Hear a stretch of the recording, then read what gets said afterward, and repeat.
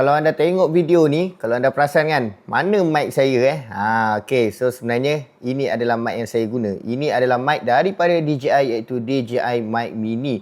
Untuk mic DJI ni, kalau boleh tengok dia punya kotak macam ni, kecil sahaja okey. So untuk mic ni anda akan dapat sekali lah dengan dia punya port pengecasan dia. Jadi bila nak cas tinggal letak sahaja.